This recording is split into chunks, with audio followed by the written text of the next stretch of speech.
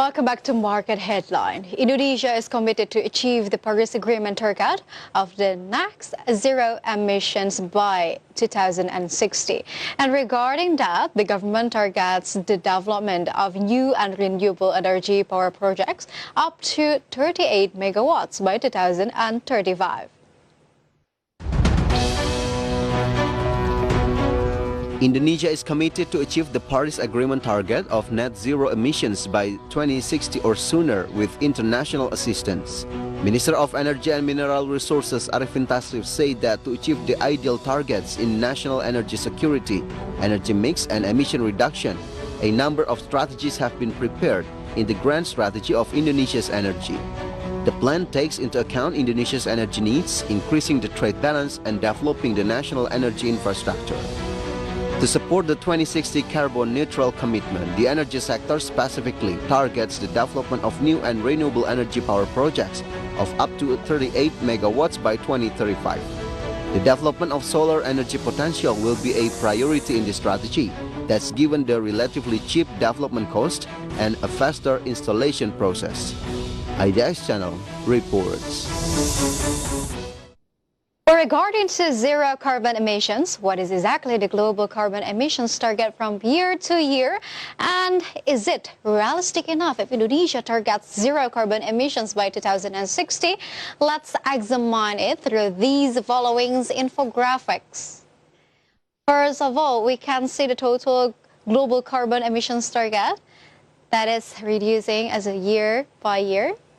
First of all, in 2020, it is targeted to reach around 33.9 gigatons, while in 2025, it reduced to be 30.2 gigatons, and 2030 in 21.1 gigatons, and moving forward to 2045 within 2.5 gigatons, and 2050 by zero carbon emissions. But then, Indonesia was the world's fourth largest emitter for the greenhouse gases in 2015. Is it possible? We can see that the country is currently pledged to cut emissions by 29 up to 41% in 2030. Well, let's see if Indonesia can make it or not. But then, in the Paris Agreement, as many as 195 countries agreed to reduce their carbon emissions in order to prevent climate change.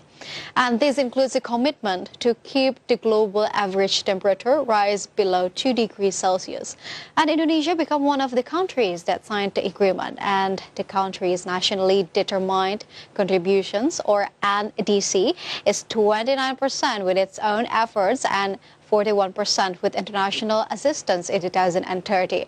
And regarding this target, is there a scenario that has been calculated by the government? Let's check it out in the next graphic. In the next graphic, we can see two scenarios in achieving zero carbon emissions that is provided by Bappenas. The first scenario would be the peak greenhouse gas emissions in 2027, and then the zero carbon emissions target realized in 2045 or 2050. But however, there is a second scenario that will be less good at it. By the peak greenhouse gas emissions is in 2033 up to 2034. Meanwhile, the zero carbon emissions target realized in 2060 or probably at 2070. But then I would like to highlight this. Every 1 year shift in the peak gas emissions can shift 5 until 10 years of achieving zero carbon emissions.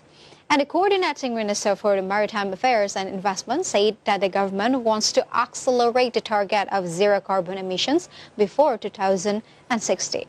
And one of them is by increasing the use of electric vehicles and renewable energy. The government will seriously boost the renewable energy mix to respond to the climate change. But meanwhile, the Minister of Environment and Forestry also gave her opinion on Indonesia's carbon-free target. What are they? Let's see the points in the next graphic. Here it is. We can see the points which were delivered by the Minister of Environment about zero carbon emissions target. The first point is about long-term strategy for reducing carbon emissions in Indonesia lags behind developed country. And the energy sector in Indonesia will only experience the highest emissions peak in 2030. And the third one is that a possible target to be achieved is in 2060 with the several considerations: technology development, utilizations of hydrogen power, and other new energy developments. And the minister even said that Indonesia's energy sector will only experience the highest emissions peak in 2030, while several countries that demand Indonesia to reach carbon neutrality by 2050 has already reached their emission peak in 1979. It means that Indonesia needs to work harder because it is just starting to reach its emission peak in 2030. But however, currently the government has placed reductions of the greenhouse gas emissions as a macro development goal. To support the target, the government is also planning to implement carbon tax. What is the implementation plan? And let's see the next graphic. Here it is. We got into the main course of carbon tax implementation plan. Here it is. 75,000 rupiah per kilogram of carbon dioxide equivalent, and the revenue from carbon taxes can be allocated to climate change control and can reach around 29 up to 57 trillion rupiah in the first year if the tax rate is a 5 until 7 US dollar per ton. And to implement this policy, the government is deemed necessary to conduct public consultations. And Executive Director of Institute for Essential Services Reform, Fabi Tumiwa, hopes that the choice of the carbon economy value mechanism can change behavior and accelerate the achievement of the low carbon economy. And yes, viewers, effort to achieve zero carbon emissions must be continued to support it, and hopefully the achievement of zero carbon emissions is in accordance with the targets that have been set.